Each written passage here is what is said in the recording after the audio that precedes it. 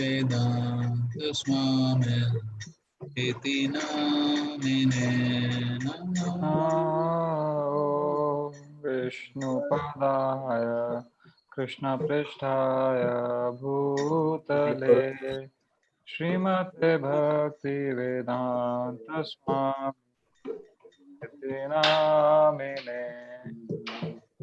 Namaste Saraswati Deve Gauravani Pracharine Nirvishesha Shunyavadi Shatya Deshatarine Namaste Saraswati Deve Gauravani Pracharine Nirvishesha Shunyavadi Pashatya Deshatarine. Jai Shri Krishna Chaitanya Prabhu Nityananda Shri Advaita Gadadhar Srivasadi Gaur Bhaktavrinda Jai Shri Krishna Chaitanya Prabhu Nityananda Shri Advaita Gadadhar Srivasadi Gaur Bhaktavrinda. Hare Krishna Krishna Krishna Hare Hare Hare Rama Rama Rama Hare Hare Hare Krishna Krishna Krishna Hare Hare Rama, Hare Rama, Rama Rama, Hare Hare. Hare Krishna Krishna Krishna Hare Hare Hare Rama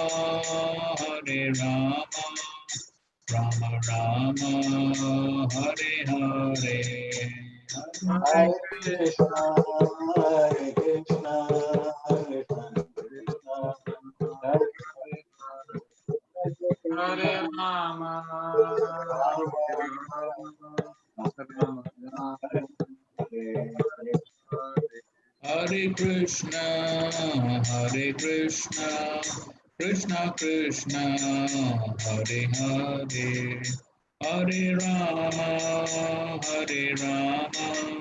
Rama Rama Rama Hare. Hare Krishna Krishna Krishna Hare Hare Hare Rama Rama Rama Hare Hare Hare Krishna Krishna Krishna Hare Hare Hare Rama Rama Rama Hare Hare. Hare Krishna Krishna Krishna Hare Hare Hare Rama Rama Rama Hare Hare Hare Krishna Hare Krishna Krishna, Hare Hare, Hare Rama Hare Rama, Rama Rama,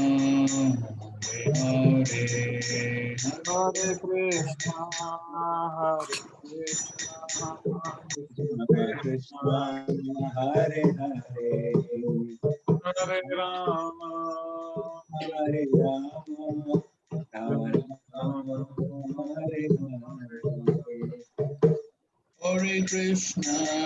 Hare Krishna Krishna Krishna Hare Hare Hare Rama Rama Rama Hare Hare Hare Hare Krishna, Hare Krishna, Krishna Krishna Krishna, Hare Hare, Hare Rama, Hare Rama, Rama Rama Rama, Hare Hare. Jai Prabhupada Jai Prabhupada Jai Prabhupada Jaya Prabhupada, Jaya Prabhupada, Prabhupada, Jai Prabhupada. Harinam Sankirtan ki jai, Srila Prabhupada ki jai. Om Jnanatimirandasya Jnananjana Chakshurunmilitam Yena Tasmai Shri Gurave Namaha Shri Chaitanya Manobishtam Sthapitam Yena Bhutale Swayam Rupa Kadamayyam Dadati Swapadantikam Vandeham Shri Guru Shri Yuta Padakamalam Shri Guru Vaishnavamscha Shri Rupam Sagrajatam Sahagana Raghunathanvitam Tam Sajivam Sadvaitam Savadutam Parijana Sahitam Krishna Chaitanya Devam Shri Radha Krishna Padan Sahagana Lalita Shri Vishakhanvitamsya Om Vishnu Padaya Krishna Prasthaya Bhutale Srimate Bhakti Vedanta Swamin Nitinamine Namaste Saraswate Deve Gauravani Pracharine Nirvishesha Shunyavadi Pashatya Deshatarine Namo Mahavadanyaya Krishna Prema Pradayate Krishnaya Krishna Chaitanya Namane Gauratvishe Namaha Hey Krishna Karuna Sindhu Deenabandhu Jagatpate Gopesha Gopika Kanta Radha Kanta Namostate Tapta Kanchana Gaurangi Radhe Vrindavaneshwari Vrishabhanu Sute Devi Pranamami Hari Priye Vanchakalpatarubhyascha Kripa Sindhubhya eva cha Patitanam Pavanebhyo Vaishnavebhyo Namo Namaha Jai Shri Krishna Chaitanya Prabhu Nityananda Shri Advaita Gadadhar Srivasadi Gaur Bhakta Hare Krishna Krishna Krishna Hare Hare Hare Rama Rama Rama Hare Hare Hare Krishna. Everyone can hear? Yes, Prabhuji, clear. Okay. So somebody can revise a few points from the 15th chapter that we discussed.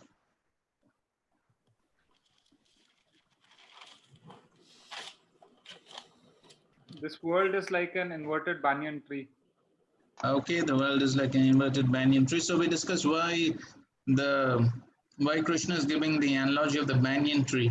Okay. Hare Krishna. Yes.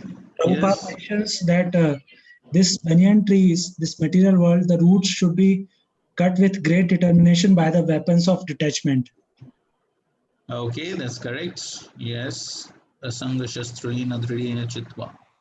Okay, so and by proper discussion based on authoritative scriptures and from one who knows the Tattva. okay, good. So why Krishna is giving analogy of banyan tree, Ashwatha tree? Its roots go deep. Ashwata means it doesn't last until tomorrow. Yes. And one who engages in the fruitive activity has no end to it, just like the deep root of the banyan tree. That's why the example of banyan tree is given. Okay, good. And also, so Prabhuji, you mentioned about Ashwatha as another meaning, which one of the Prabhuji mentioned as horse standing on three legs, three physical world, yes. 1/4 material world. Yes, that's correct. And then, so how to get out of this tree? Cut the tree with a detachment. Yes, and then Krishna himself described the surrendering process. The surrendering process begins with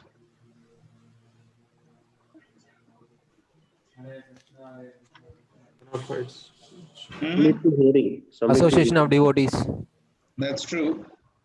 What does Krishna say in the 5th verse? One should not be. Determination. Yes, determination. And Asanga Shastra, detachment. Yes. And one should not be deluded by pride. Yes, nirmana, no pride. One should have humility. Yes, humility. And so the pride is born out of moha, jitasanga dosha. So one has to give up the moha, the illusion. When one gives up the illusion, one understands I am insignificant spirit soul, separate from the body, then one automatically becomes humble. Okay, so now we'll proceed ahead with the next section, and that is transmigration. So, Krishna mentioned in the last verse that if one follows the process that he has given, one can achieve the spiritual worlds. Padam, yes. Amugachanti amoda padam avyayam tat. So one can achieve the supreme destination. If one is amudha, if one is not foolish. Okay, so where does he go? So what is the description of that place where he goes? And so in the 6th verse, Krishna is describing the spiritual worlds. Let's recite. Na tadvasyate suryo na shashanko na pavakaha yad gatva na nivartante taddhama paramam mama. That supreme abode of mine is not illumined by the sun or the moon, nor by fire or electricity. Those who reach it never return to this material worlds. Okay, somebody read the purport, please. Saurabh, through this. The supreme world, the abode of the supreme personality of Godhead Krishna, which is known as Krishna Loka, Golok Vrindavan, is described here. In the spiritual sky, there is no need of sunshine, moonshine, fire, or electricity, because all the planets are self-luminous. We have only one planet in this universe, the sun, which is self-luminous, but all the planets in the spiritual sky are self-luminous. The shining effulgence of all those planets called Vaikunthas constitutes the shining sky known as the Brahma Jyoti. Actually, the effulgence is emanating from the planet of Krishna, Golok Vrindavan. Part of that shining effulgence is covered by the Mahat Tattva, the material world. Other than this, the major portion of that shining sky is full of spiritual planets, which are called Vaikunthas, chief of which is Golok Vrindavan. As long as I can continue? Yes, please do. As long as a living entity is in this dark material world, he is in conditional life. But as soon as he reaches the spiritual sky, by cutting through the false perverted tree of this material world, he becomes liberated. Then there is no chance of his coming back here. In this conditional life, the living entity considers himself to be the lord of this material world. But in his liberated state, he enters into the spiritual kingdom and becomes an associate of the Supreme Lord. There he enjoys eternal bliss, eternal life, and full knowledge. One should be captivated by this information. He should desire to transfer himself to that eternal world and extricate himself from this false reflection of reality. For one who is too much attached to this material world, it is very difficult to cut that attachment. But if he takes to Krishna consciousness, there is a chance of gradually becoming detached. One has to associate himself with devotees, those who are in Krishna consciousness. One should search out a society dedicated to Krishna consciousness and learn how to discharge devotional service. In this way, he can cut off his attachment to the material world. One cannot become detached from the attraction of the material world simply by dressing himself in the saffron cloth. He must become attached to the devotional service of the Lord. Therefore, one should take it very seriously that devotional service, as described in the 12th chapter, is the only way to get out of this false representation of the real tree. In chapter 14, the contamination of all kinds of processes by material nature is described. Only devotional service is described as pure transcendental.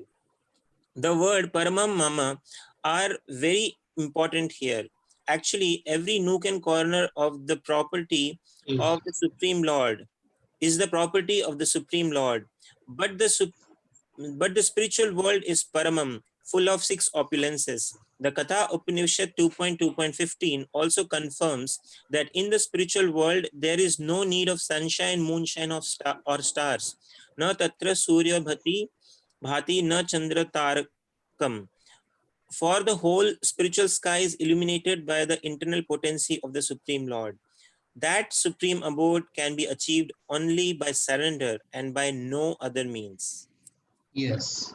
So this is the description of the spiritual worlds. Na tadbhasati suryo, na shashanko, na pavakah. So there is no need of sun, moon, fire, electricity. Why? Because they're all self-luminous planets. And from where they're getting their illumination? They're getting their illumination from Krishna's body, his effulgence, the Brahma Jyoti. And so all the Vaikuntha planets are there in the Brahma Jyoti. And by Krishna's effulgence, everything becomes illuminated. And so therefore, there is no need of sun, moon, and all that. But of course, still in the spiritual world, there is existence of sun, moon, but then that is only for the Lord's pastimes. So as we read, the Ras Leela takes place on Sharad Purnima, the full moon nights. So yes, there is the moon and sun if Krishna wants. But then it's not needed as such for illumination, but then that's just to enhance the mood of the pastimes. That's the only reason why they're present. Otherwise, there is no need. On the other hand, this material world is a dark place. So, in the Ishopanishad purport, Srila Prabhupada compares the material world to a coconut. So you all know coconut, it's completely closed. And there are thick coverings on top of the actual coconuts. So similarly, the material world is also a dark place, having 7 layers covering it, each layer 10 times thicker than the previous one. So very thick coverings. But still, a small portion of that Brahma Jyoti, that light, filters through these layers into the dark material worlds. And that is how the sun, moon, stars, all of them get their light. They get their light basically from the Brahma Jyoti. And I think so when we're discussing the 13th chapter, we were discussing this point that Prabhupada says the sky is blue because the light is coming from Krishna's blue body, that is the Brahma Jyoti. So, therefore, understanding the beautiful nature of the spiritual world, Prabhupada writes here, one should be captivated by this information.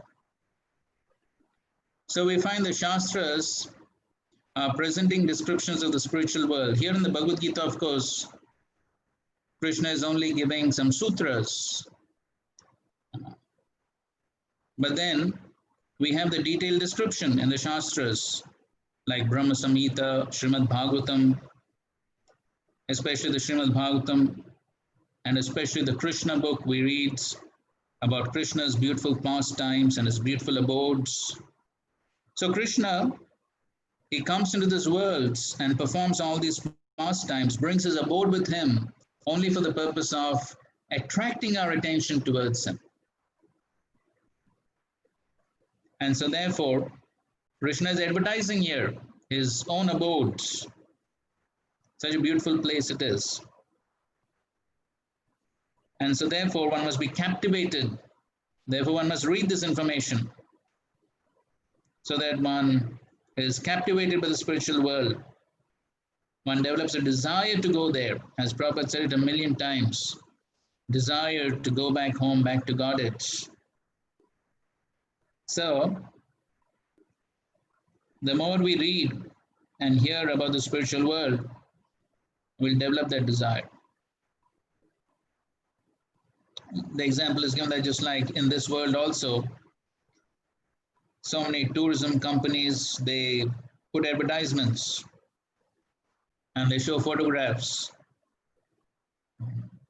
of places which are beautiful naturally. So anyway, so many places are advertised, Ooty and Shimla and Kashmir and I don't know, maybe Dubai and whatnot. So anyway, so just like these places are advertised, so similarly Krishna is also advertising his place so that we are captivated by this information and develop a desire to go there. So,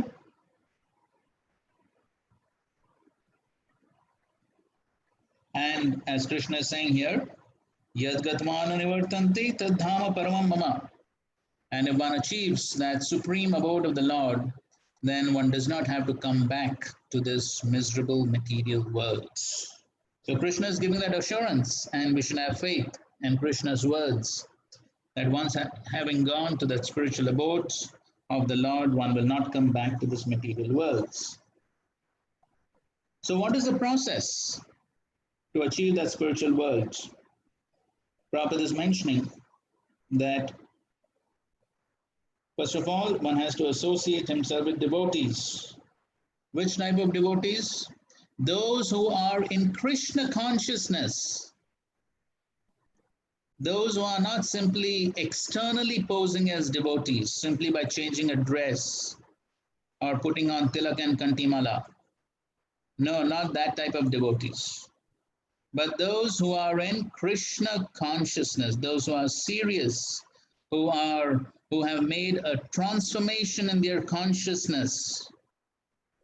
Their consciousness is not material. They're sincerely trying to develop Krishna consciousness. So one has to associate with such type of devotees.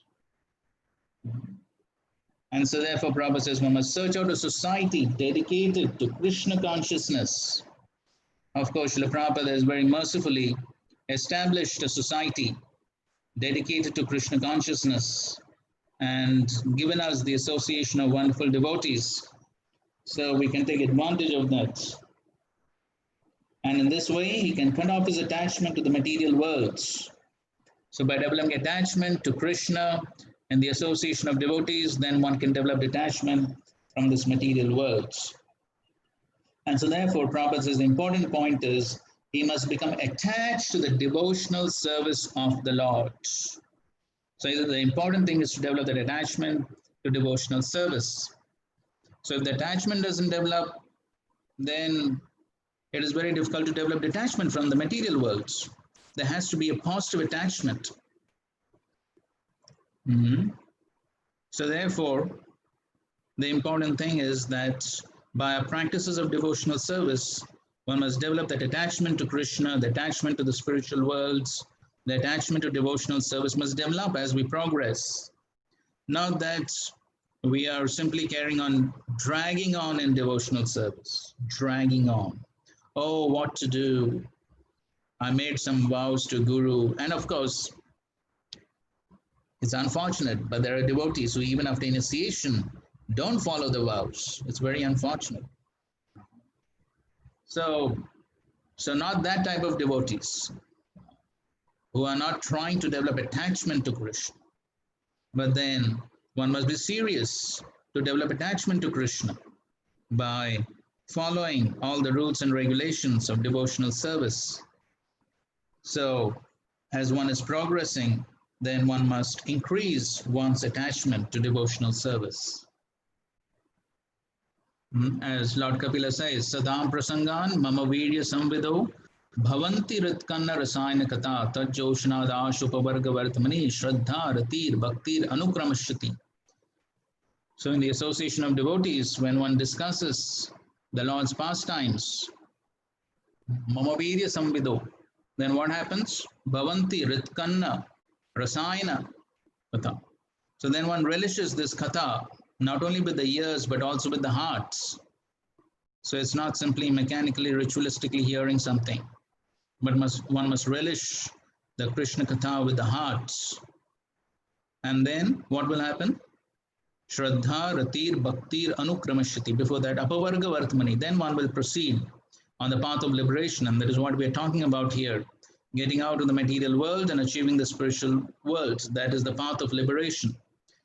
So, by that discussions of Krishna Katha in the association of devotees, then Shraddha, Ratir, Bhaktir, Anukramashiti, then gradually one can proceed from the stage of Shraddha proceeding on to Prema. So, these effects must take place by our practices of devotional service.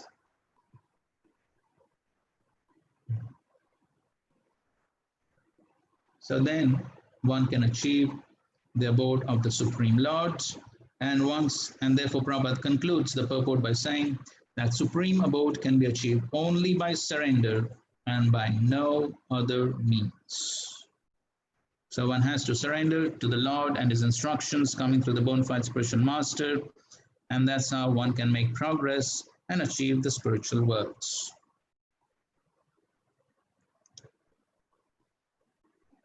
Okay.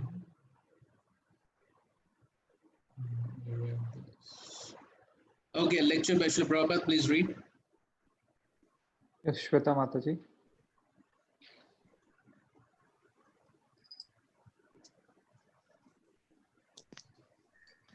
Yeah, why should you pay the electricity bill?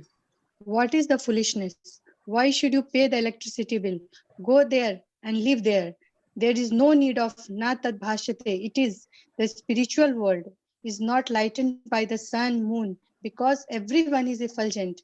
Every planet is effulgent. So therefore, there is no need of these things. There is no ignorance. There is no scarcity. There is no miserable condition. Okay, so how many of you feel burdened by bills? In Bangalore, there is electricity bill in Bangalore or no? No? So I'm sure everywhere there's electricity bill, right? And everyone feels burdened by electricity bill and so many other bills. But so this is how Srila Prabhupada is attracting us to the spiritual worlds. So saying, you go to the spiritual world, no need to pay all these bills. Electricity bill, water bill, whatnot bills, I don't know. But then so many bills. And so if one goes to the spiritual worlds, then none of these troubles which are there in this material worlds. Vaikunta, no kunta, no misery. So we should be attracted. And so therefore, we should strive. So a little tapasya may be there. And like this nirjal fasting. Of course, if one is not able to do nirjal, there's not a big problem. But then, okay, Ekadashi and some other austerities are there, some rules and regulations that we followed. So some austerity may be there, but if we follow these rules and regulations, then the result is one can go back to the spiritual world where one will be free from all these various miseries of this material world. So as Prabhupada said, just one lifetime, make a little effort. By mercy of Sri Chaitanya Mahaprabhu, the process has become relatively quite simple in this age. And so therefore, if we just put a little effort, we can become successful in going back to the spiritual worlds where we don't have to face all these miseries. Okay. Now the next question is, what is the nature of the jivas who by the practice of bhakti quit the material world and go back to the spiritual world? What is the nature of those jivas? Mamai bamsho jiva loke jiva bhuta sanatanaha mana shashthan indriyani prakritisthani karshati. The living entities in this conditioned world are my eternal fragmental parts. Due to conditioned life, they are struggling very hard with the six senses, which include the mind. Okay, so what's the nature of the jivas? The jivas are, Krishna is saying, Mama Amsha. They are my fragmental parts and parcels. Jiva Bhutaha. Sanatana. So the jivas are eternally parts and parcels of the Supreme Lord. It's not at a certain point of time they are separated from the Supreme Lord. No, they're eternally parts and parcels of the Supreme Lord. They're eternally having the same qualities as the Supreme Lord, though quantitatively different. So they're eternally parts and parcels of the Supreme Lord. Not at a certain point of time, they are separated from the Supreme Lord, and at a certain point of time, after liberation, they merge into the Supreme Lord. So all that Mayavad philosophy is bogus. So here Krishna is very clearly establishing the point that the jivas are eternally his parts and parcels. So Prabhupada is establishing that this philosophical point about the relationship of the jivas with the Supreme Lord in the first paragraph of his purport, thereby condemning or defeating Mayavad. Mhm. And what are they doing in this material world? Manashashtanindriyani prakritisthani karshati. So the jivas, when they come into this material world, they have the senses and the mind. Shashtani, that is the six senses, including the mind, mana. The mana is kept separately because amongst all the senses, the mind is most powerful. And what's happening in the material world? Prakriti sthani karshati, karshan. There's a great struggle, as Prabhupada said, the struggle for existence in the material world. Every jiva is struggling hard for existence. And that's being described by Prabhupada in the second paragraph of the purport. So anyway, it's a nice, beautiful purport, though some of these things may be well known to you, but it's worth reading it. Okay, so if necessary, maybe two devotees can read the book. Deepak Puji.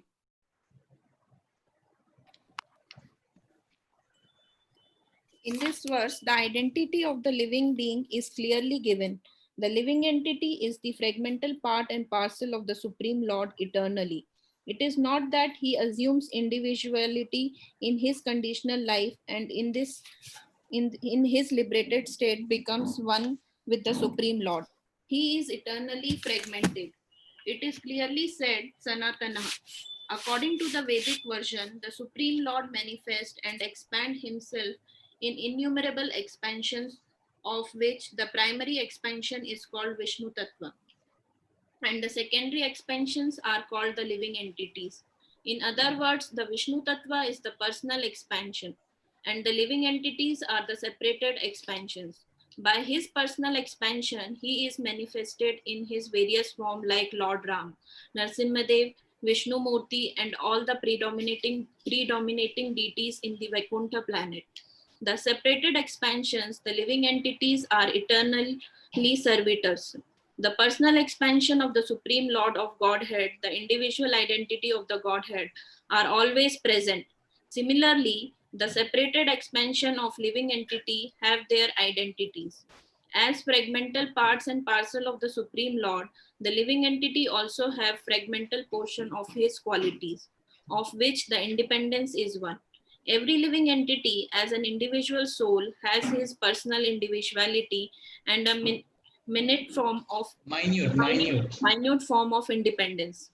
By misuse of that independence, one becomes a conditioned soul, and by proper use of independence, he is always liberated. In either case, he is qualitatively eternal as the Supreme Lord is. In his liberated state, he is freed from this material condition, and he is under the engagement of transcendental service unto the Lord. In his conditional life, he is dominated by the material modes of nature, and he forgets the transcendental loving service of the Lord. As a result, he has to struggle very hard to maintain his existence in the material world. Okay, so Prabhupada is describing the two types of expansions of the Supreme Lord. There are the Swamshas, which are all the Vishnu expansions, and there are the Vibhinamshas, the living entities.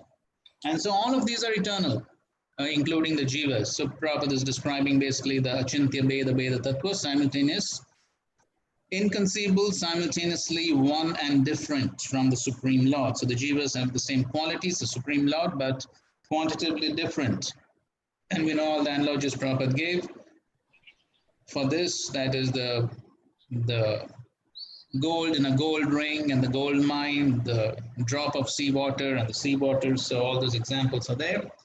And so being part and parcel of the Supreme Lord, he has the qualities of the Supreme Lord, of which independence is one of them. The Supreme Lord is supremely independent, Swarat. And so the living entity also has minute independence, and so he can misuse that independence and come into material existence, or if he uses the independence properly for serving the Lords, then he remains liberated. If he comes into the material world, then he has to struggle very hard. And now he's describing that struggle. Go ahead.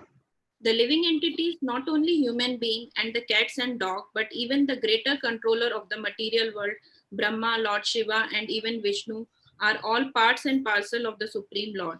They are eternally, not temporary manifestations. The word karsati, struggling or grappling hard, is very significant. The conditioned soul is bound up as though shackled by iron chains. He is bound up by the false ego, and the mind is the chief agent which is driving him in this material existence. When the mind is in the mode of goodness, his activities are good. When the mind is in the mode of passion, his activities are troublesome. And when the mind is in the mode of ignorance, he travels in the lower species of life. It is clear, however, in this verse that the conditioned soul is covered by the material body with the mind and the senses, and when he is liberated, this material covering perishes. But his spiritual body manifests itself in its individual capacity. The following information is there in the Madhyadhyan Shruti. So, Okay, you read the translation. okay. It is stated here that when a living entity gives up his material embodiment and enter into the spiritual world, he revives his spiritual body. And in his spiritual body, he can see the Supreme Personality of Godhead face to face. He can hear and speak to him face to face. And he can understand the Supreme Personality as he is. From Smriti also, it is understood Vasanti Yatra Purusha Sarve Vaikuntha Murutaya. In the spiritual planet, everyone lives in bodies featured like the Supreme Personality of Godhead. As far as bodily construction is concerned, there is no difference between the part and parcel living entities and the expansion of Vishnu Murti. In other words, at liberation, the living entity gets a spiritual body by the grace of the Supreme Personality of Godhead.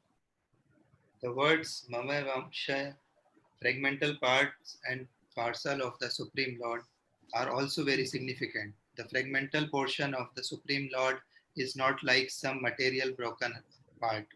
We have already understood in the second chapter that the spirit cannot be cut into pieces.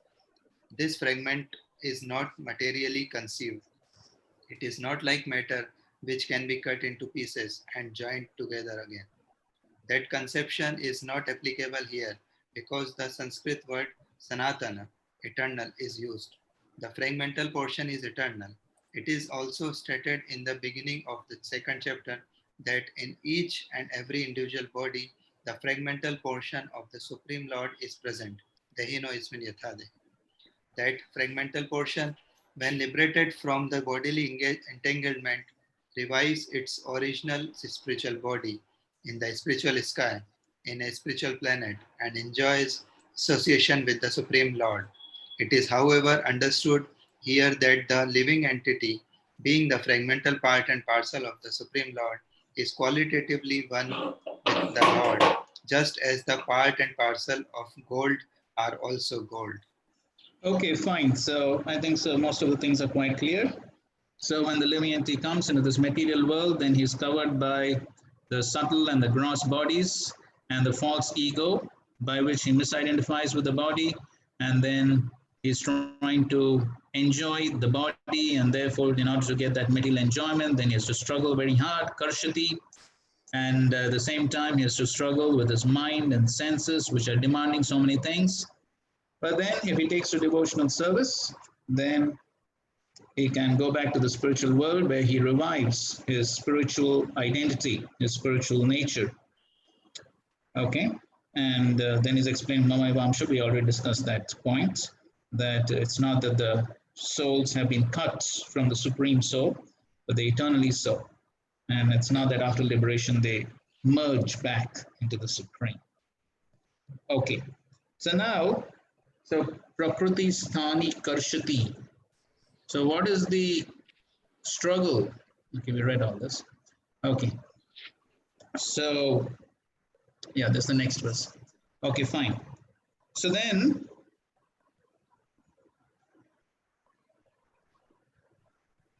so what happens as a result of all the material conceptions and the material impressions which the jiva carries, which the subtle body carries in this life, then what happens in the next life? Krishna is explaining. 8th verse. Shariram yadavapnauti yachapya utkramatishwaraha गृहीत्वैथानि संयाति वायुर्गन्धान् इवाशयात्.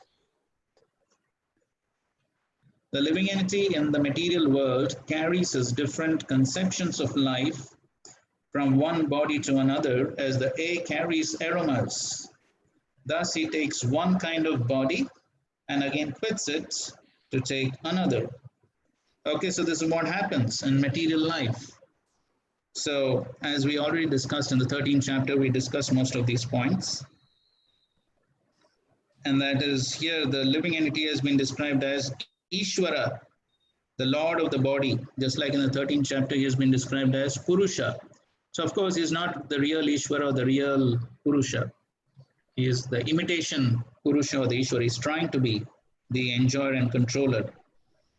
And so because he is trying to be the enjoyer and controller, so he has this material body, and in this body, as the person performs so many different activities, so then all these conceptions are stored within the subtle body, as we were discussing last time also.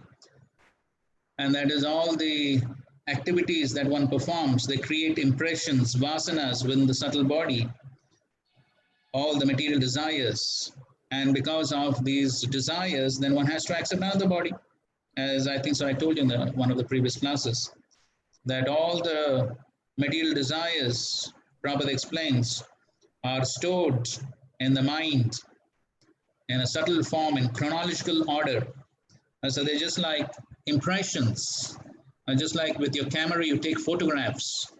So every time we see something, we develop a desire, then all these photographs, impressions are stored within the mind.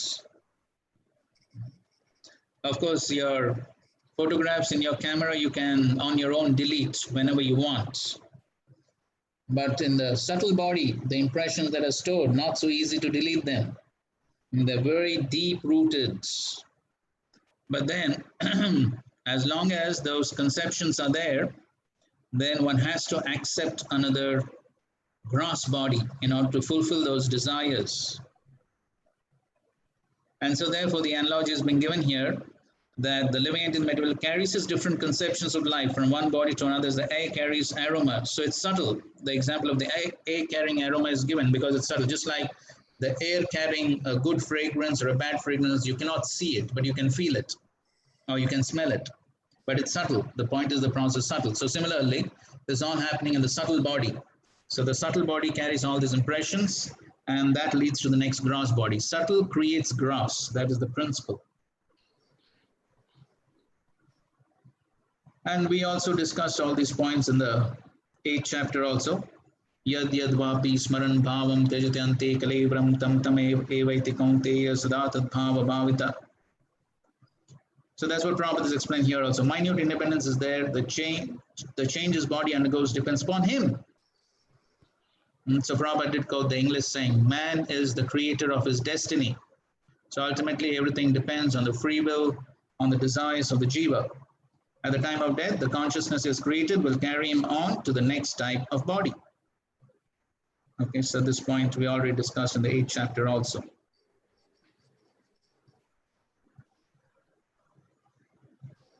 Okay, fine. So the last line of the purport Prabhupada writes that it is stated here that the subtle body which carries the conception of the next body develops another body in the next life. This process of transmigrating from one body to another and struggling while in the body is called karshati, or struggle for existence. And so when he gets another body, what happens? Next body. Shrotram chakshu sparshanam cha rasanam ghranameva cha adhisthaya manaschayam vishayanupasevate. The living entity thus taking another gross body obtains a certain type of ear, eye, tongue, nose, and sense of touch, which are grouped about the mind. He thus enjoys a particular set of sense objects. Okay, so when he goes from one body to another, then he carries all these senses. So, of course, not in the gross form. The gross body is left here. But then there are the subtle senses in the subtle body. Okay, so each sense has a subtle counterpart within the subtle body. And so that goes with the soul. The subtle body goes, and there are all the impressions within the senses. And especially all of them are grouped around the mind. Therefore, in the previous verse also, Manash Shnan Indriyani. So the mind is the chief. So all these go along with him. Evacha indicates, here only the Jnanendriyas are mentioned, but Evacha indicates the Karmendriyas and the Pranas also. Adhisthaya manaschayam vishayan upasevate. Okay, so he gets a different set of a different set of senses, as we were discussing in the 13th chapter also, that he gets different bodies. Prakriti gives him a certain body, and then he has a certain set of senses. So the hog, he has a certain set of senses. So then he likes to smell stool, he likes to eat stool, or the dog has his own set of senses and he likes to eat and smell and do so many things. So in every body there is a certain set of senses which are basically given by material nature, Prakriti, that is the three modes based upon the influence of the modes.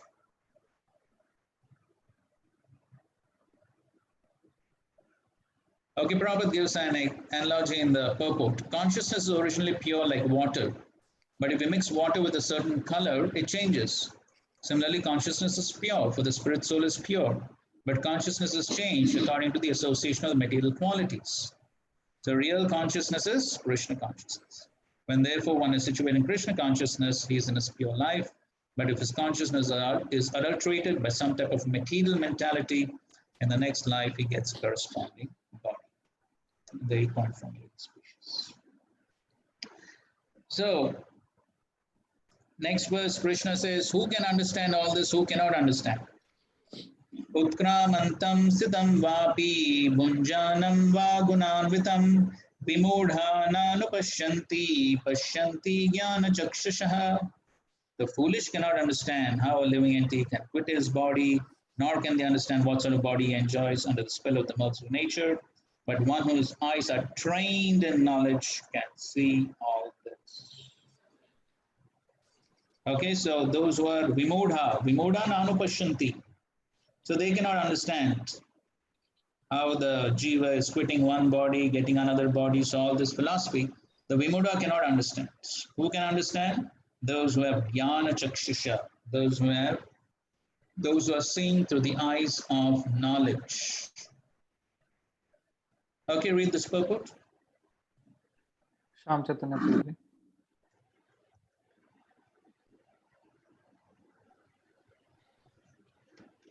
The word Jnana Chakshusha is very significant. Without knowledge, one cannot understand how a living entity leaves his present body, nor what form of body he is going to take in the next life, nor even why he is living in a particular type of body. This requires a great amount of knowledge understood from Bhagavad Gita and similar literatures heard from a bona fide spiritual master. One who is trained to perceive all these things is fortunate. Every living entity is quitting his body under certain circumstances. He is living under certain circumstances and he is enjoying under certain circumstances, under the spell of the material nature. As a result, he is suffering different kinds of happiness and distress under the illusion of sense enjoyment.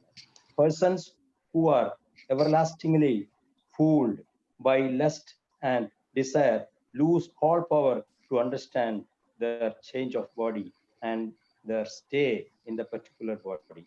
They cannot comprehend it. Those who have developed spiritual knowledge, however, can see that the spirit is different from the body and is changing its body and enjoying it in different ways. A person in such knowledge can understand how the conditional living entity is suffering in this material existence. Therefore, those who are highly developed in Krishna consciousness try their best to give this knowledge to the people in general, for their conditioned life is very much troublesome. They should come out of it and the Krishna consciousness and liberate themselves to transfer to the spiritual world. Okay, so those are foolish, simply enjoying sense gratification, then they cannot understand all this. So one has to understand all this knowledge from the devotees and be trained to perceive all these things. If one can do that, then one is considered to be fortunate. And then those who are fortunate should try to make others fortunate by giving this knowledge to others. Okay, so why the foolish cannot see and why those in knowledge can see? Krishna answers in the next verse. Yatanto yoginaschainam pashyantyatmanya avastitham yatantopi kritatmano nainam pashyanta chetasaha. The endeavoring transcendentalists who are situated in self-realization can see all this clearly. But those whose minds are not developed and who are not situated in self-realization cannot see what is taking place, though they may try to. So those who are yatanto yoginaha, endeavoring transcendentalists, they can see, pashyanti. They can see what? Atmani avastitham. So they can see that they're Atma, they're situated in the body, they're different from the body. So they can see all that. But those who are akrita atmanaha, those who are without the self-realization, even though they are also endeavoring, yatantaha api. So even though they are also endeavoring, but na enam pashyanti, but they cannot see. Why? Because they are achetasaha. They have not developed their minds, they have not developed their intelligence. So only the real yogis, they can see all these things, they can understand all these things.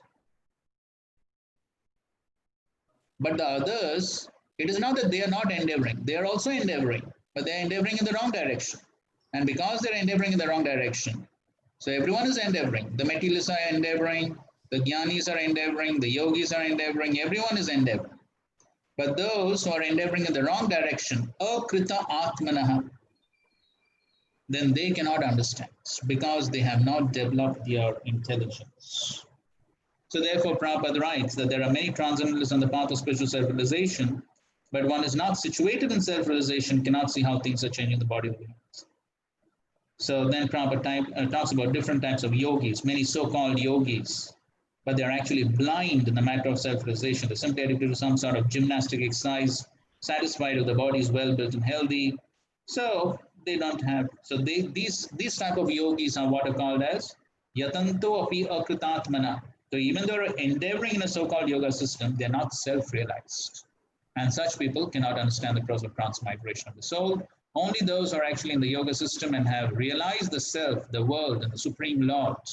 In other words, the Bhakti yogis, those engaged in pure devotional service and Krishna consciousness, can understand how things are taking place. So now,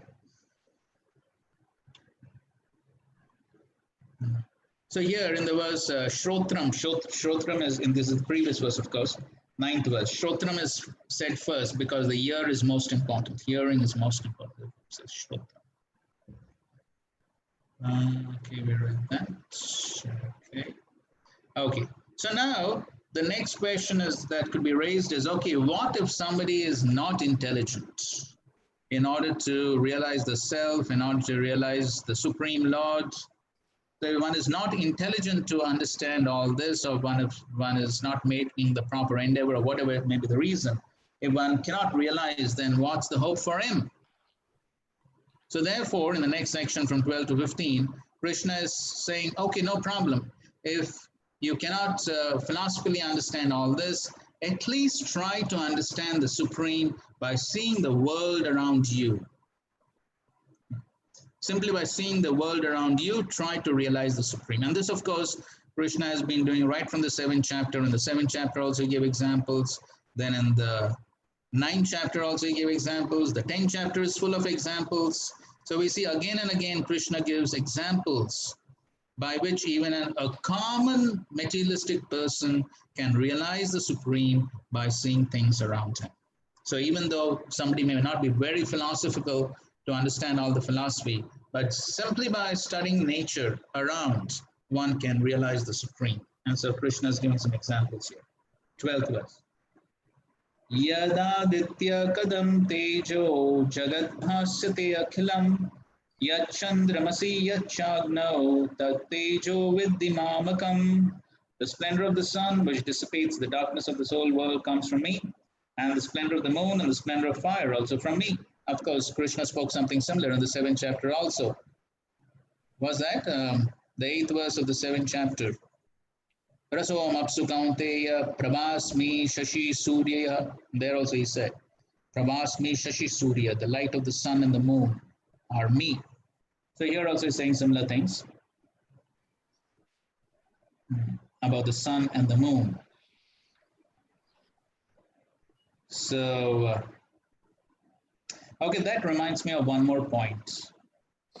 When Krishna said about the spiritual world, na tad bhasate suryo, na shashanko, na bhavaka, Acharyas give one more meaning over there regarding the spiritual world.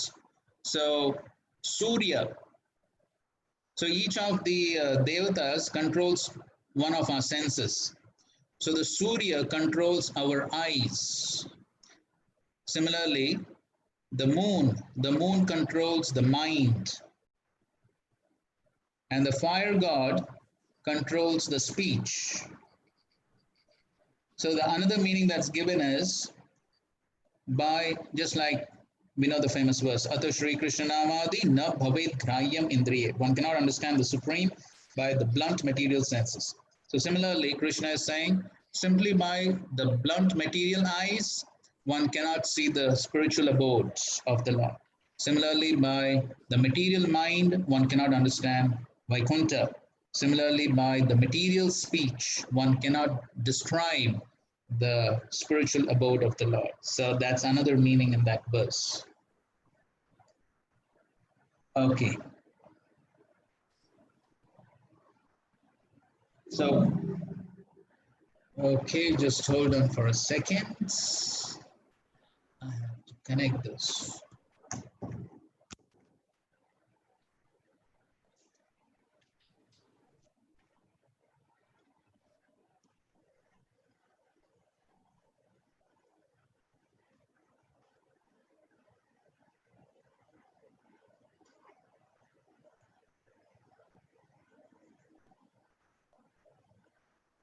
Okay, in the meantime, somebody can read the second paragraph of the purport.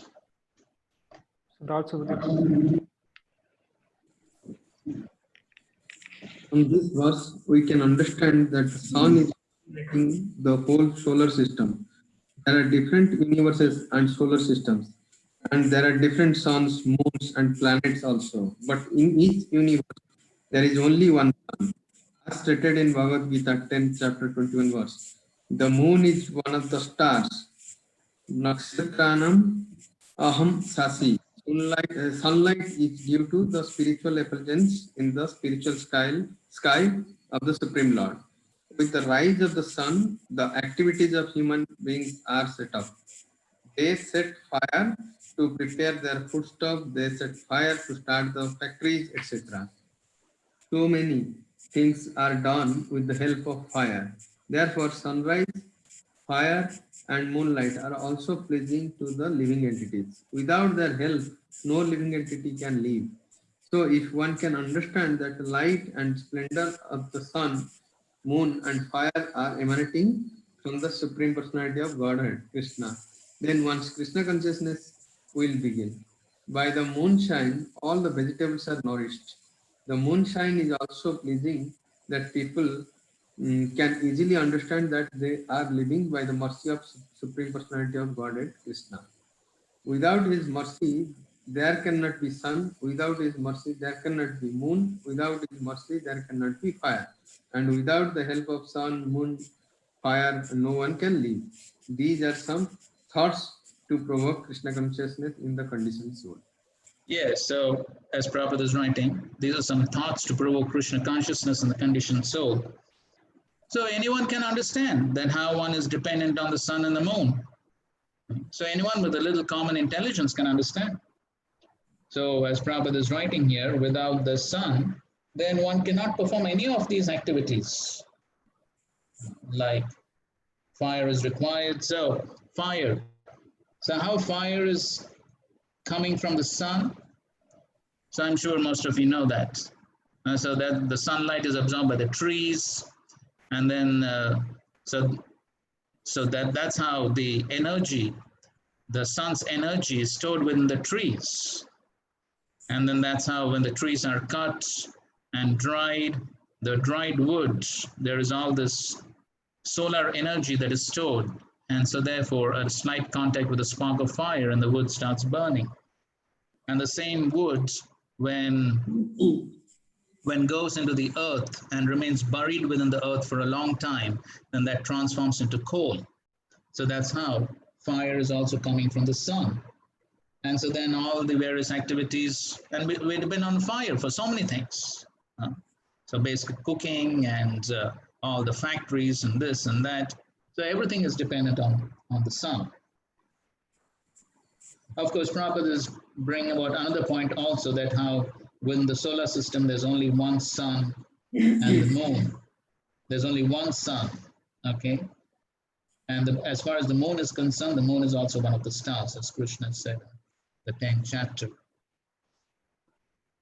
And regarding the moon, of course, it's explained in the next verse. Prabhupada puts it in this purport itself. But then that's the point. Without his mercy, there cannot be sun, there cannot be moon, there cannot be fire. And so difficult to live. And so Krishna is trying to say that, okay, you can't see Krishna directly, no problem, but just look around. And therefore, in another lecture, Prabhupada says, every day you see the sun rising in the morning, you can immediately think of Krishna. So that's how, as Prabhupada says, Krishna consciousness can be provoked for any common person without a big philosophical understanding. Okay, 13th verse. Gama vishyacha bhutani dharyamyaham pushnami chaushadi sarva somo bhutva rasatmakaha. I enter into each planet, and by my energy they stay in orbit. I become the moon and thereby supply the juice of life to all vegetables. Okay, read the purport. Paramatma Mataji.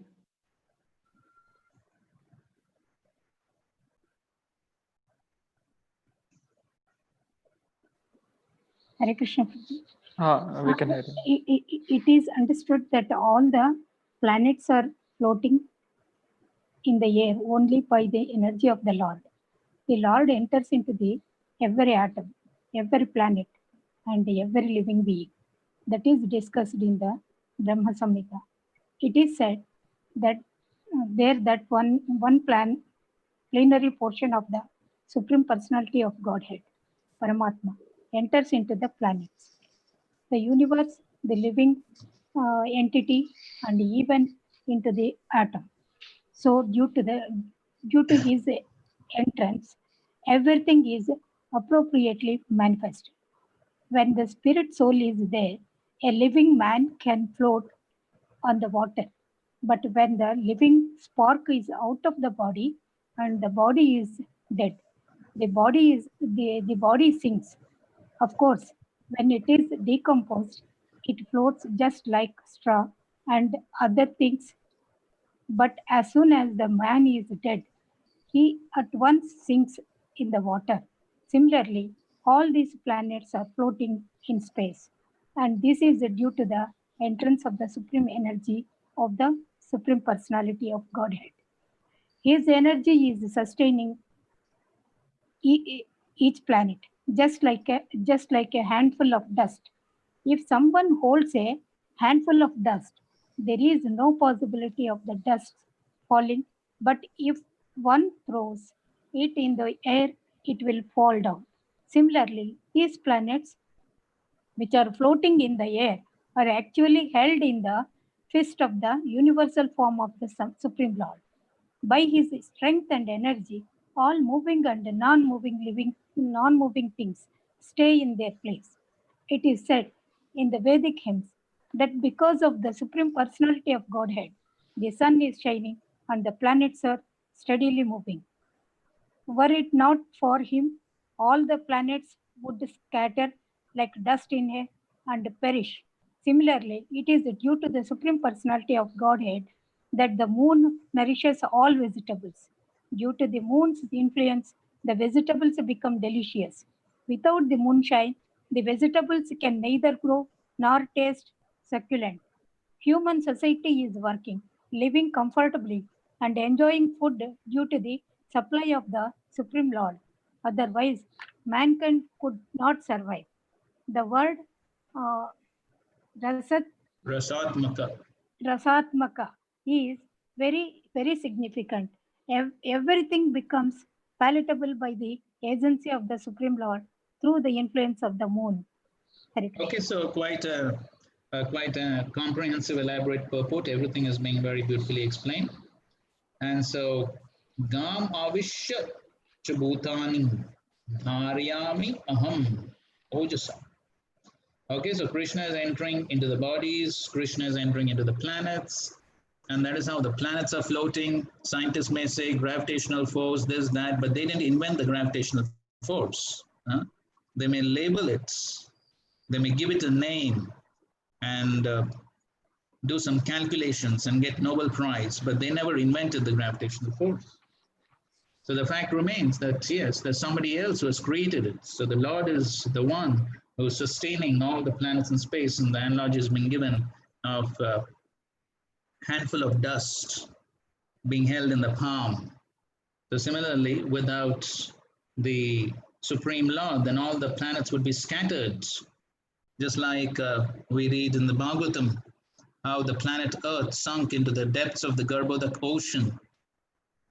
And then Lord Varadev had to come to pick up the earths on his nose. So without the energy of the Supreme Lord, the planets cannot be floating in space. And similarly, it's only because of the Atma that the body floats in water. So when one is swimming, how one is able to swim and how the body is able to be afloat, it's because of the Atma. And as Prabhupada says, as soon as the Atma is gone, then the body sinks down. The dead body sinks. Unless, of course, it gets too decomposed and all that. But then the moment the Atma goes, then the body sinks. So who's keeping everything afloat? It's because of the Supreme Lord. And so and similarly the moon. So the moon is giving all the juice to the vegetables, and the vegetables and fruits, they're becoming tasty. And it's only because of that we can eat them and nourish ourselves. So just see how much we're dependent on the Supreme Lord. And yet people remain blind to all this. Okay, 14. Aham Vaishwanaro Bhutva Praninam Dehamashritah Prana Samayuktaha Pachamya Annam Chaturvidham. I am the fire of digestion and the bodies of all living entities, and I join with the air of life, outgoing and to digest the 4 kinds of foodstuff. Okay, somebody read this purport, please. Vrinda.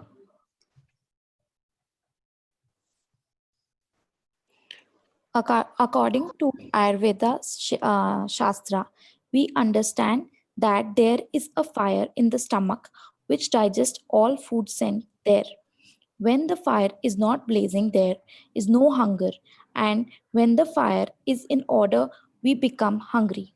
Sometimes, when the fire is not going, nicely, treatment is required. In any case, this fire is representative of the Supreme Lord, the Supreme Personality of Godhead. Vedic mantras, Brihad Aranyaka Upanishad 5.9.1 also confirms that the Supreme Lord or Brahman is situated in the form of fire within the stomach and is digesting all kinds of foodstuff. Aham Anjir Vesh Agnir Vaishvanaro. Veshtavarnaro Yo Yam Antaha Puruyu Purushe Purushte yenedam annam pachate. Yenedam Anna Pachate. Therefore, since he is helping the digestion of all kinds of foodstuff, the living entity is not independent in the eating process. Unless the Supreme Lord helps him in digesting, there is no possibility of eating. He thus produces and digests foodstuffs, and by his grace, we are enjoying life. In Vedanta Sutra 1.2.27, this is also confirmed. Sub Shabda Vibhyo Anta Pratishtanacha. Okay, go ahead. The Lord is situated within sound and within the body, within the air, and even within the stomach as the digestive force. There are four kinds of foodstuffs. Stuffs. Some are drink, some are chewed, some are licked up, and some are sucked. And He is the digestive force for all of them. Yes, so Krishna is saying Aham Vaishvanaro. In the word to word meaning, my plenary portion as the digesting fire. So the digesting fire is also the Lord's plenary portion. So it's, as some say, is like the super soul within the stomach. And he is doing all the digestion. We can only eat. But then, of course, we eat unnecessary things, we eat too much, then we know what happens to the digestion.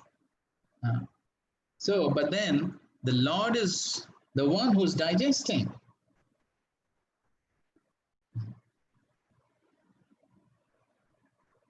And so, as Prabhupada is explaining here, that so when the fire of the digestion is not going on well, then one suffers from indigestion and so many things.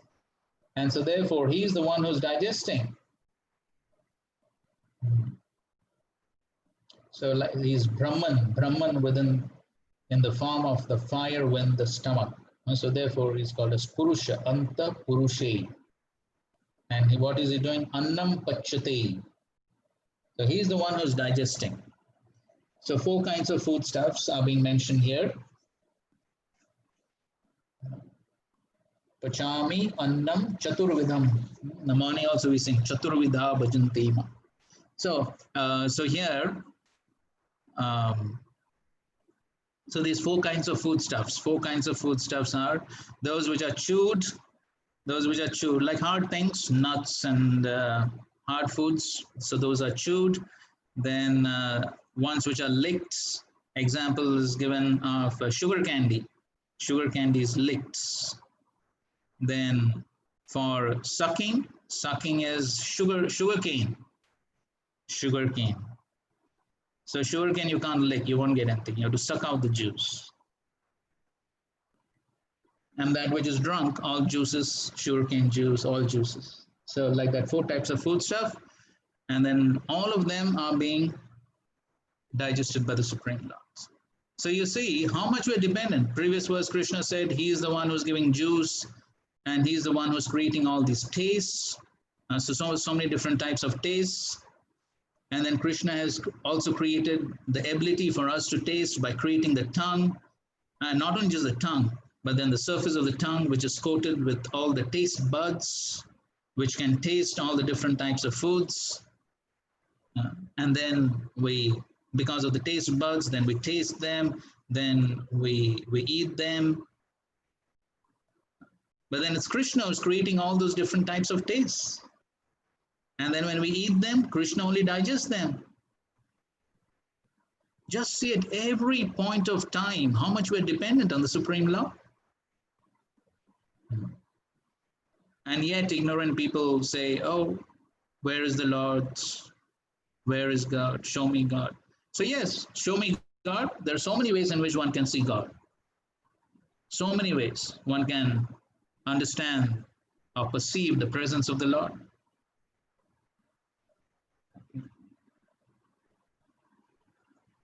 And then Krishna speaks about another way one can perceive him. So 15th verse. Sarvasya chaham hridhi sannibishto matta smriti jnanamapohanam cha vedesya sarvairahameva vedyo vedanta krid veda videva chaham. I am seated in everyone's heart, and from me come remembrance, knowledge, and forgetfulness. By all the Vedas I am to be known. Indeed, I am the compiler of the Vedanta, and I am the knower of the Vedas. So it's the first part of the verse is for the common people. They can understand the presence of the Lord in the super soul, in the form of the super soul who's giving remembrance, knowledge, forgetfulness. And the second part of the verse is for those who are more philosophically inclined, the jnanis, so who are interested in studying the Vedas and the scriptures, and even they can understand that all the scriptures are coming from the Supreme Lord.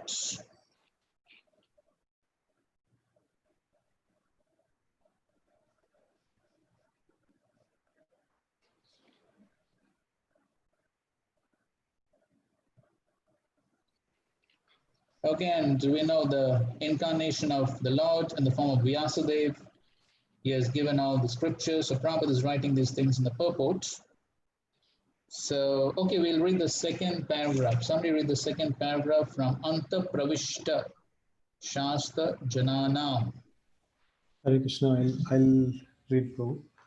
Anta Pravishta Shasta Jananam. The living entity forgets as soon as he quits his present body, but he begins his work again, initiated by the Supreme Lord.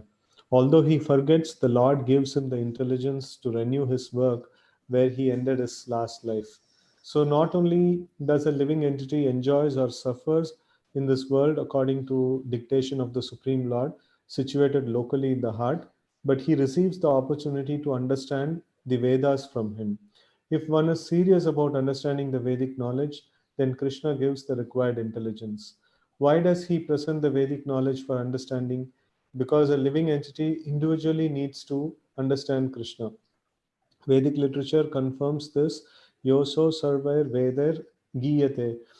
In all Vedic literature, beginning from the four Vedas, Vedanta Sutra, and Upanishads and Puranas, the glories of the Supreme Lord are celebrated. By performance of Vedic rituals, discussion of Vedic philosophy, and worship of Lord and devotional service, he is attained. Therefore, the purpose of Vedas is to understand Krishna. The Vedas give us direction by which to understand Krishna and process of realizing Him. The ultimate goal is the Supreme Personality of Godhead. Vedanta Sutra 114 confirms this in the following words: Tattu Samanvayat. One can attain perfection in three stages. By understanding Vedic literature, one can understand his relationship with the Supreme Personality of Godhead. By performing the different processes, one can approach Him, and at the end, one can attain the supreme goal, who is no other than Supreme Personality of Godhead. In this verse, the purpose of Vedas, the understanding of the Vedas, and the goal of the Vedas are clearly defined. Okay, fine. So, Sarvasya Chaham Hridhi Sanavishto Matta Smriti Jnanava. So, the Lord is situated as the super soul and is giving knowledge, remembrance, and forgetfulness. And so, the Lord is responsible for helping us remember or making us forget. So, as Prabhupada gives the understanding that how at the beginning of life, so the jiva forgets everything about the past life. But then, because of the desires which he had from the previous life, then he's given a certain body, and the Lord reminds him, oh, you had this desire, now do like this, now do like that. So it's the Lord who gives that remembrance. And then it is he who induces the jiva, induces the person, or induces whichever body to act in different ways. And then, of course, get the reactions to those actions. So everything, that remembrance is given by the Supreme Lord. And so therefore, we find in some cases we find there are remembrance about previous lives. So you may have heard many stories about reincarnation. Some people remember the previous lives. So that remembrance Krishna is giving. Of course, most people forget. Otherwise, they would get crazy if they remembered everything about their previous life. So most people forget, but some people remember some things about the previous life. And so similarly, we find it's only because of that some people we see they are child prodigies. You heard of child prodigies? Right from the childhood, they exhibit some very uncommon talents. We have some child prodigies of musicians.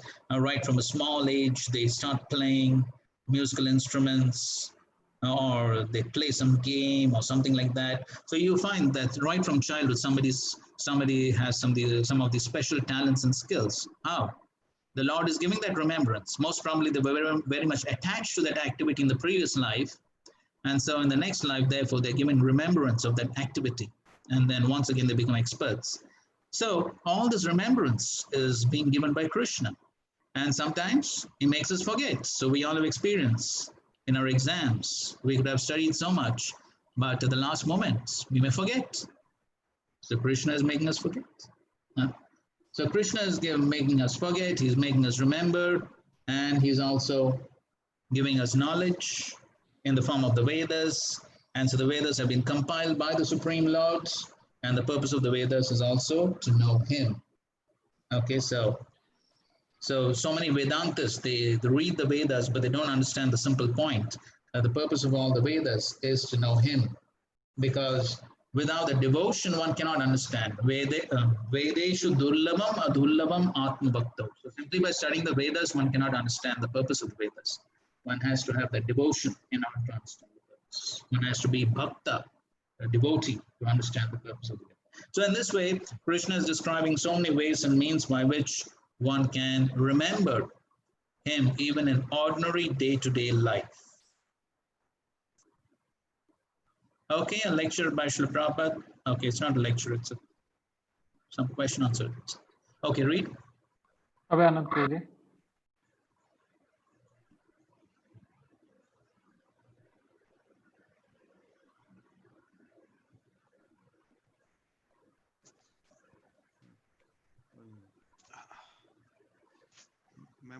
Memory comes to read fast, Baba. Memory comes to the mind. A little louder. Sorry, are you able to hear me? What's wrong? Memory comes to remind you that you were in this condition. Devotee, Srila Prabhupada, sometimes we try to meditate on Krishna. When we chant Hare Krishna, sinful memory from our past life is coming. How is this to be understood that Krishna says, from me the memory comes? Prabhupada, yes, memory comes to remind you that you were in this condition. Whether you are to continue this condition or to make improvement, that is up to you. So if you take instruction from the Vedas, that you will understand that these condition of life are not very pleasing. So we have to make progress in a different way. Okay, yes, that's correct.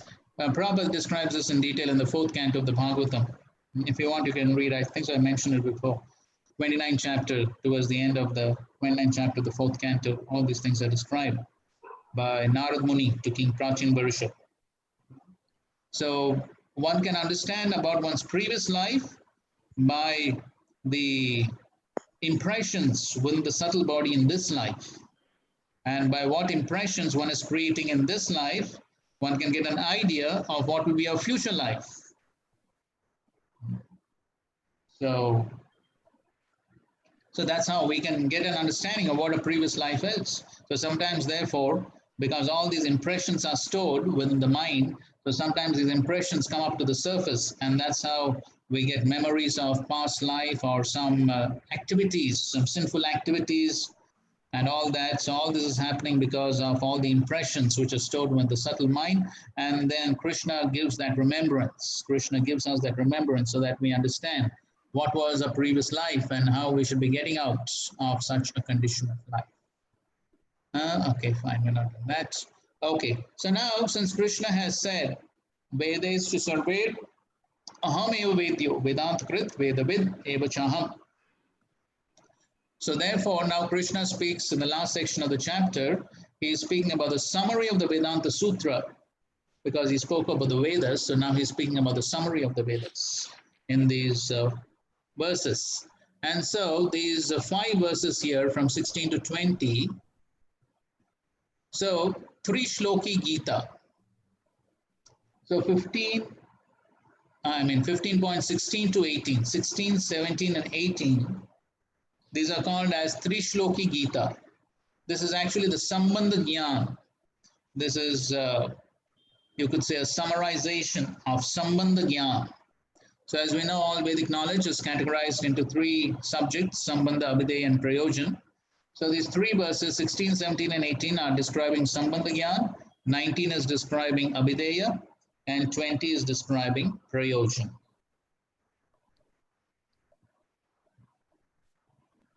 Okay, so now let's go to 16. Dvavimau purushau loke ksharascha eva cha shara sarvani bhutani kutastokshara uchyate. So there are 2 classes of beings, the fallible and the infallible. In the material world, every living entity is fallible. And in the spiritual world, every living entity is called infallible. Okay, please read the purport. Prashant Prore. As already explained, the Lord in his incarnation has, as Vyasdeva, compiled the Vedanta Sutra. Here the Lord is giving, in summary, the contents of the Vedanta Sutra. He says that the living entities who are innumerable can be divided into 2 classes, the fallible and the infallible. The living entities are eternally separated part and parcels of the Supreme Personality of Godhead. When they are in contact with the material world, they are called Jiv Bhuta, and the Sanskrit words given here, Shara Sarvani Bhutani, mean that they are fallible. Those who are in oneness with the Supreme Personality of Godhead, however, are called infallible. Oneness does not mean that they have no individuality, but that there is no disunity. They are all agreeable to the purpose of the creation. Of course, in the spiritual world, there is no such thing as creation. But since the Supreme Personality of Godhead, as stated in the Vedanta Sutra, is the source of all emanations, that conception is explained. According to the statement of the Supreme Personality of Godhead, Lord Krishna, there are 2 classes of living entities. The Vedas give evidence of this, so there is no doubt about it. The living entities who are struggling in this world with the mind and 5 senses have their material bodies which are changing. As long as a living entity is conditioned, his body changes due to contact with matter. Matter is changing, so the living entity appears to be changing. But in the spiritual world, the body is not made of matter. Therefore, there is no change. In the material world, the living entity undergoes 6 changes: birth, growth, duration, reproduction, then dwindling and vanishing. These are the changes of the material body. But in the spiritual world, the body does not change. There is no old age. There is no birth. There is no death. There all exist in oneness.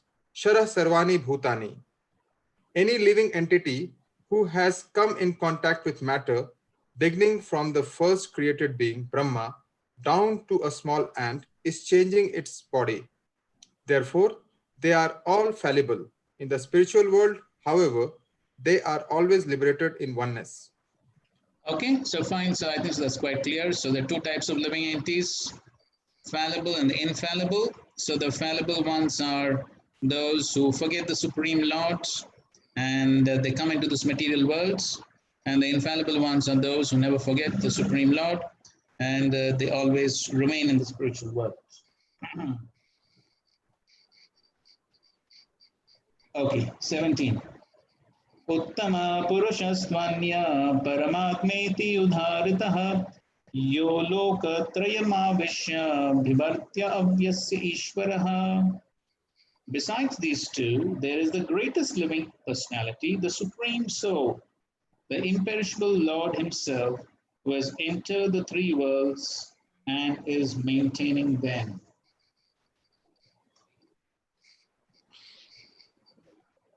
Okay, so besides these two, besides the living entities who are fallible and infallible, there is another Purusha, but he is Uttama Purusha. He is Uttama Purusha. And who is he? Paramatmeti Udarita. He's known as Paramatma. What does he do? Yo Lokatrayam Avishya. He enters into the universe. And what does he do? Bibharti Avyaya Ishwar. So he is maintaining the universe. Okay, so there's the Paramatma. So there's Paramatma who's entering within every body as the Shirodaksha Vishnu. There's Paramatma who's entering the universe as Garbhodaksha Vishnu. So it's all Paramatma. And he's maintaining, as we just read, he's maintaining the bodies, he's maintaining the universe, he's maintaining everything. So he's different from these living entities. He is the Uttama Purusha. He is the greatest, the best. Or as Prabhupada is quoting the verse which he quoted so many times, Nityo Nityanam Chetanas Chetananam Eko Bahunam Yo Vidadati Kaman. So there are so many eternal living entities, so many sentient conscious living beings, but amongst all eternal and conscious living beings, there is one eternal conscious being, but he is special, he is Uttama. Why? Because he is maintaining all the others. So similar point is said here also. And then, besides all of that, in the 18th verse, Yasmaksharam matitoham aksharaadapi chottamaha atosmi loki vedecha pratitaha purushottamaha. Because I am transcendental beyond both the fallible and the infallible, and because I am the greatest, I am celebrated both in the world and the Vedas as that supreme person, Purushottamaha.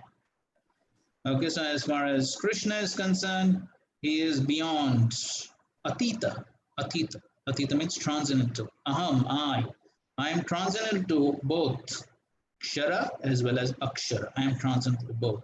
And he is Uttamaha.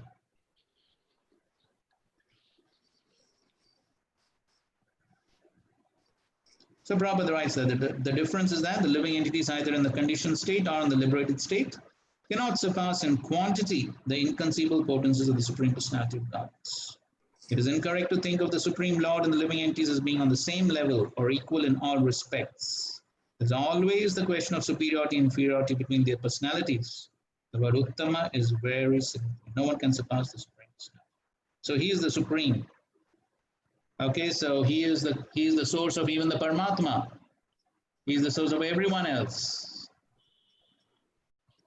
Okay. So in this way, he is Uttamaha, he is Purushottamaha.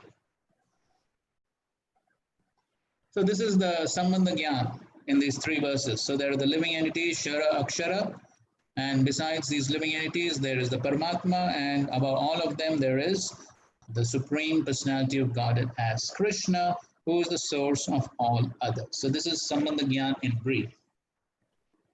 And if one understands this Sambandha Gyan, then what will be the results? The Abhideya is mentioned in text 19. Yo mam evam asammudho janati purushottamam sa sarvavit bhajati mam sarvabhavena bharata.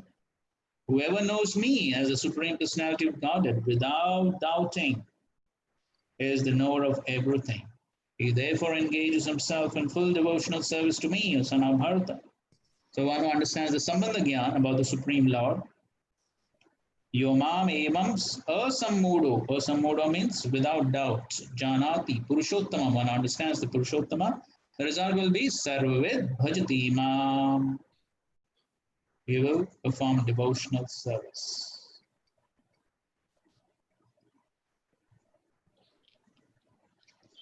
Okay, read this purport.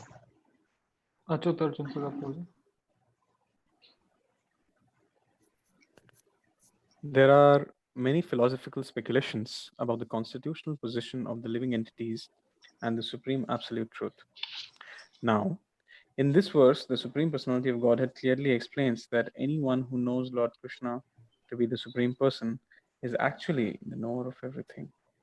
The imperfect knower goes on simply speculating about the absolute truth, but the perfect knower, without wasting his valuable time, engages directly in Krishna consciousness, the devotional service of the Supreme Lord. Throughout the whole of Bhagavad Gita, this fact is being stressed at every step. And still, there are so many stubborn commentators on Bhagavad Gita who consider the Supreme Absolute Truth and the living entities to be one and the same. Vedic knowledge is called Shruti, learning by oral reception. One should actually receive the Vedic message from the authorities like Krishna and his representatives. Here, Krishna distinguishes everything very nicely, and one should hear from this source. Simply to hear like the hogs is not sufficient. One must be able to understand from the authorities. It is not that one should simply speculate academically. One should submissively hear from the Bhagavad Gita that these living entities are always subordinate to the Supreme Personality of Godhead. Anyone who is able to understand this, according to the Supreme Personality of Godhead, Sri Krishna, knows the purpose of the Vedas. No one else knows the purpose of the Vedas. The word bhajati is very significant. In many places, the word bhajati is expressed in relationship with the service of the Supreme Lord. If a person is engaged in full Krishna consciousness, in the devotional service of the Lord, it is to be understood that he has understood all the Vedic knowledge. In the Vaishnava Parampara, it is said that if one is engaged in the devotional service of Krishna, then there is no need for any other spiritual process for understanding the Supreme Absolute Truth. He has already come to the point because he is engaged in the devotional service of the Lord. He has ended all preliminary processes of understanding. But if anyone, after speculating for hundreds of thousands of lives, does not come to the point that Krishna is the Supreme Personality of Godhead and that one has to surrender there, all his speculation for so many years and lives is a useless waste of time. Okay, fine. So first of all, Prabhupada is again smashing Mayavad and saying that in spite of such a clear presentation by Krishna himself, showing the difference between the living entities and the Supreme Lord, still there are these Mayavad philosophers who say that there's no difference between the living entity and the Supreme, all are one. So that's all nonsense. So Krishna is very clearly establishing the difference between the living entities and the Supreme Lord. And the reason why they don't understand, and they, as Prabhupada says, stubborn commentators, why they're so stubborn, the reason is because they are hearing like the hogs. That is the reason why they don't understand, because they are hearing like the hogs. Prabhupada says one should not hear like the hogs. So hearing like the hogs means mechanical hearing without submission. And therefore Prabhupada says, it is not that one should simply speculate academically, one should submissively hear. Submissively hear means that one should hear in the mood that I don't know anything, I'm fool number one. Let me hear from the bona fide authorities and understand the truth. So that is the meaning of submissive hearing. They one thinks, oh, I already know everything.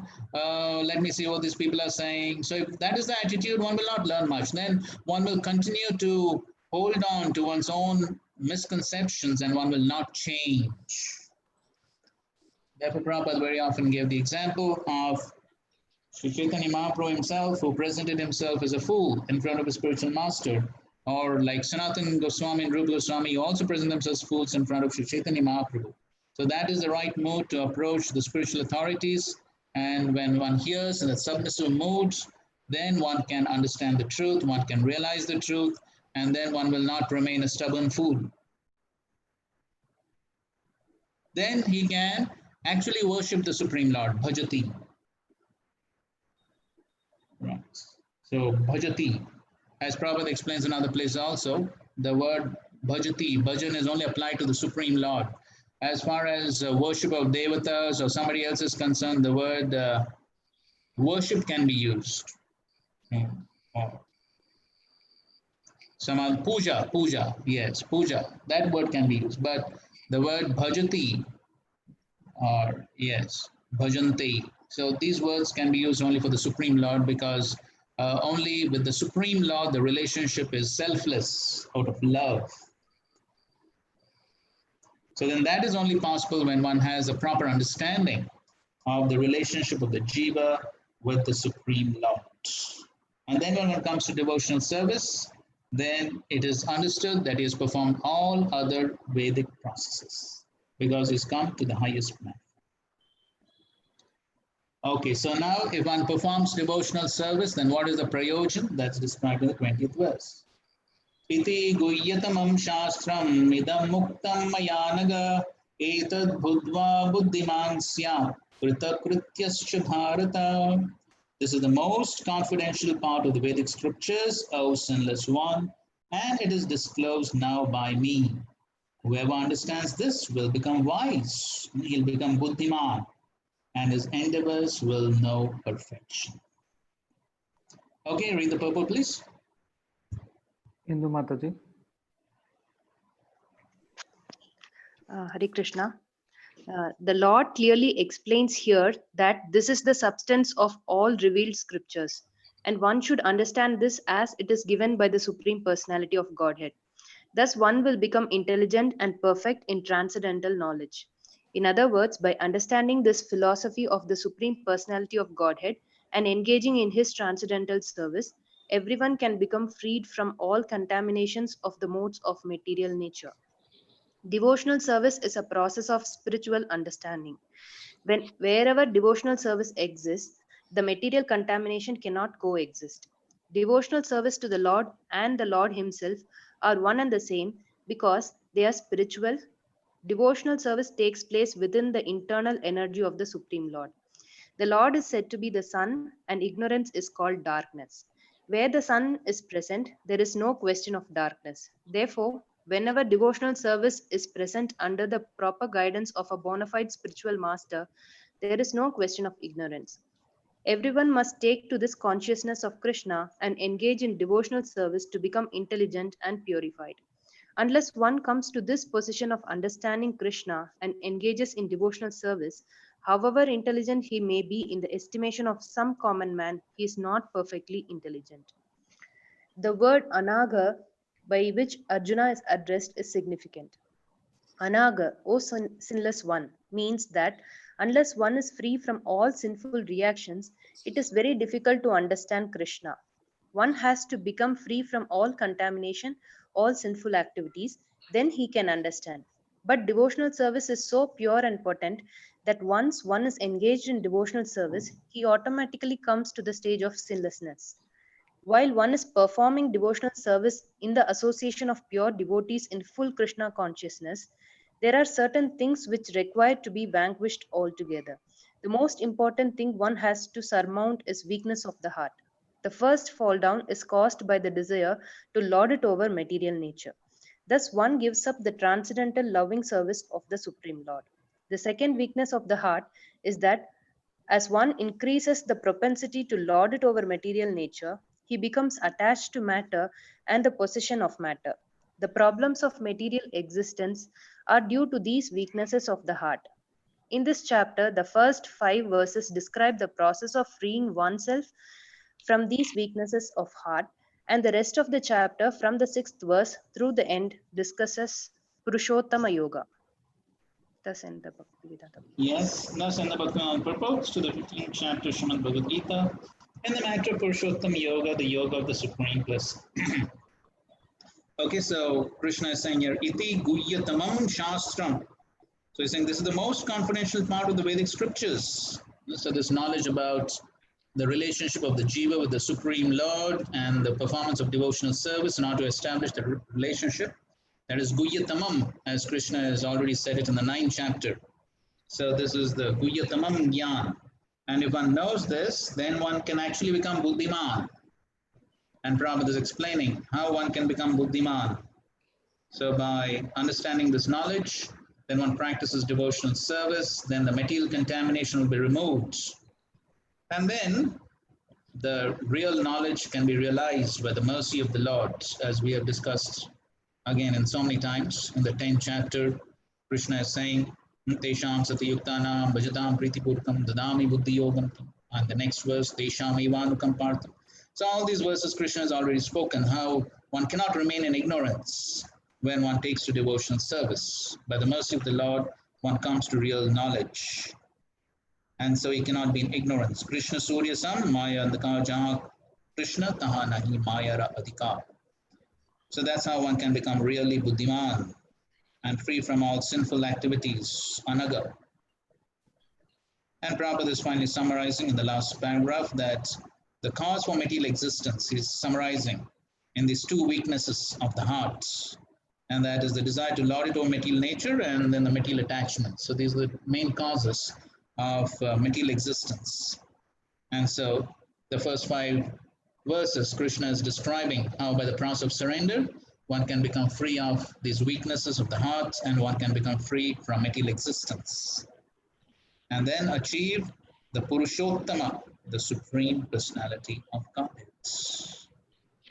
Purushottama Yoga. So this is the prayojan, this is the result of understanding this knowledge and practicing devotional service. He becomes most perfect in his endeavors. Krita, Kritya, Krita, Kritya, the most perfect in his endeavors. So these are the 2 results of practicing devotional service. After understanding this most confidential knowledge, one can become Buddhiman, and then all his endeavors will become perfect. Okay, fine. Let's see if there's something here.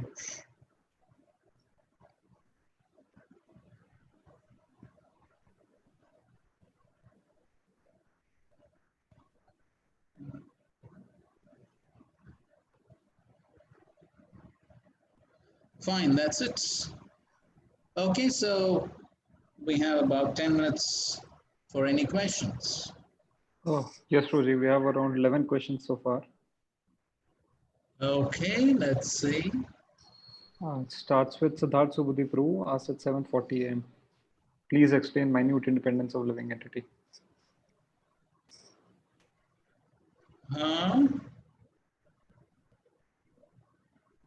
Please explain minute independence of the living entity. What is there to explain? There is, so just like the Supreme Lord is Swarat, the Supreme Lord is supremely Swarat, and the Jiva being part and parcel of the Supreme has the qualities of the Supreme. So the Supreme Lord, he is fully independent, but the Jiva has very small amount of independence. And we already discussed that in the 13th chapter, why that independence is very small, because in the conditioned life, that independence is of course, all qualities are in small amounts. So qualitatively same, but the quantity is different. So the Supreme Lord has all the qualities in big amounts. But the Jiva being very small, then all his qualities are also very small. Small in quantity. Quantity is small. And so therefore it is minute.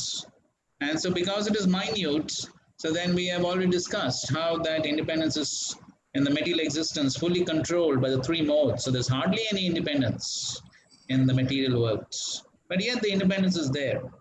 And so then the proper usage of the independence can be done, and then when one takes to devotional service.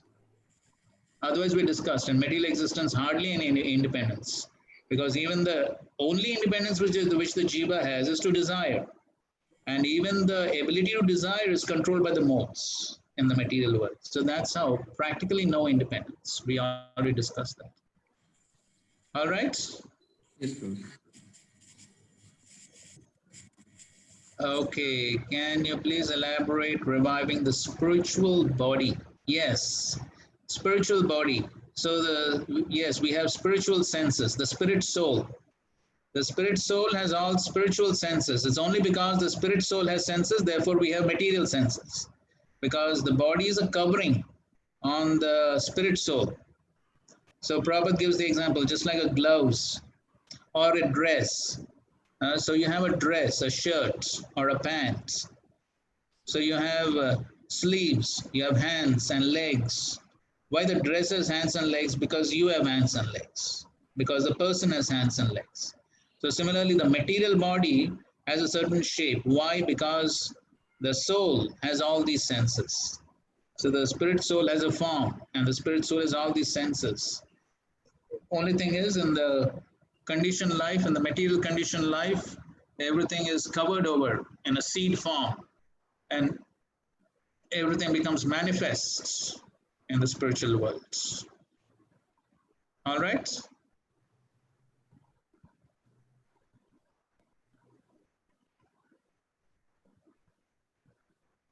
Why memory doesn't transfer along with subtle body while changing bodies? That's what, if you remember everything about, sometimes Krishna gives some memory. But if we remember everything about our past lives, we'll go crazy thinking about all the activities we did, all the nonsense we did. If we could remember all that, we'll get crazy and we will not be able to enjoy this body and fulfill the desires for which we have been given the present body. So therefore, in order for the jiva to fulfill his desires, it is necessary that he forget everything about the previous life. Otherwise, he can't fulfill his desires. He can't enjoy the present body. Okay? How solar system is situated in the universe? That is 5th canto of the Bhagavatam, cosmology. You can read if you want. This is, we cannot discuss that here.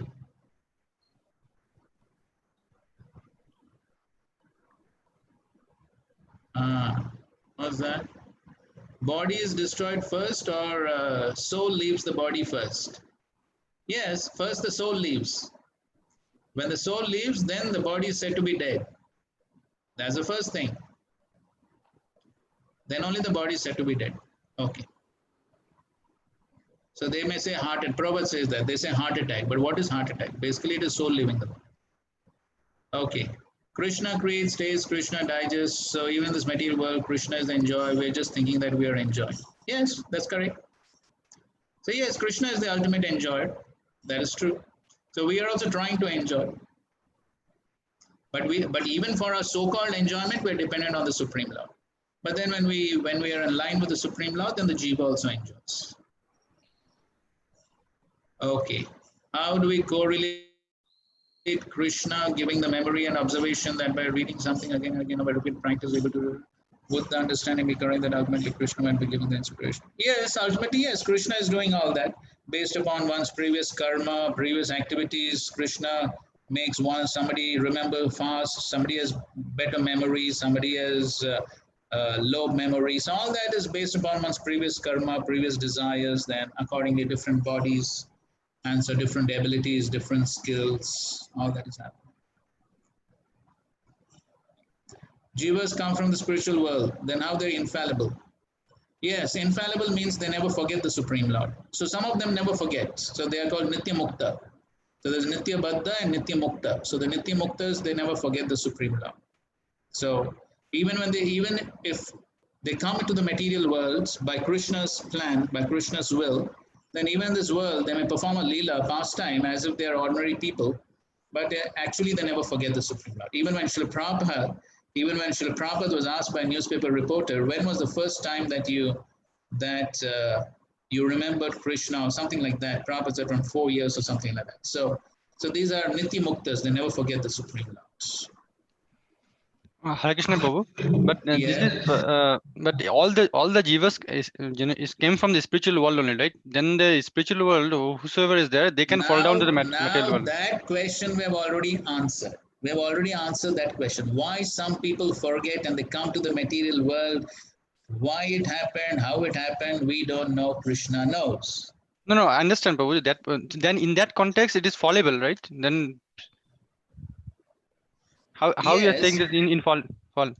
yes, some are infallible. Some are you could say some are fallible. That's what Krishna is saying, right? Two types of living entities: Shara, Akshara. So there are living entities in the spiritual world who never fall down. Who never fall down. They never forget the Supreme Lord. Even if they come into this material world by Krishna's plan, they never forget the Supreme Lord. That's the meaning of infallible. So Okay. so in the respect to your answer, so when we go back to back to Godhead, if and then what will be our state? Will be infallible category or fallible Yes, category? infallible category. That's what Krishna is. Just now Krishna said, no, na tad bhasati suryo, na shashanko, na bhavaka, yad gatva, na nivartante, tad dhama param. Once we go back, then yes, then infallible category. Then we won't come back. Okay, thank you. Okay, why Lord doesn't count himself amongst infallible? Are come on. Is the Lord Jiva? Why should he count himself? He is above all the Jivas. So therefore he is saying, I am Uttama. I am above all the fallible Jivas or the infallible Jivas. Jiva is Jiva. Even though he is infallible, he is still Jiva. The Supreme Lord is above. He is not ordinary Jiva. Okay. Verse 18 makes it super clear that the one beyond fallible and fallible, yes. Then how do the impersonalists view this verse? Oh, they impersonalists, Mayavadis, they do all mental concoction, this, that, all nonsense. There is no logic in their nonsense. Okay, so they would be somehow twisting this verse just to show that. Yes, they twist everything. They twist everything. When someone becomes liberated, does it become? We already answered that. Krishna mentions that once a person reaches Supreme Bhagavan, doesn't but we can. My God, how many times this question is going to be asked?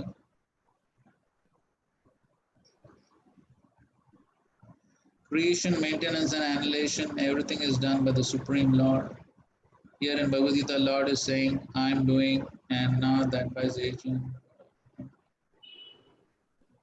Yes, so Krishna is the original doer. He has his agents. Through his agents, he does. But he is the original one. So that again, in the Bhagavatam, all that is described in great details. Of course, we read some things even here. We read how he expands himself into the three Purusha avataras, Mahavishnu, Garbhodaksha Vishnu, Shirodaksha Vishnu. They are basically doing all the job.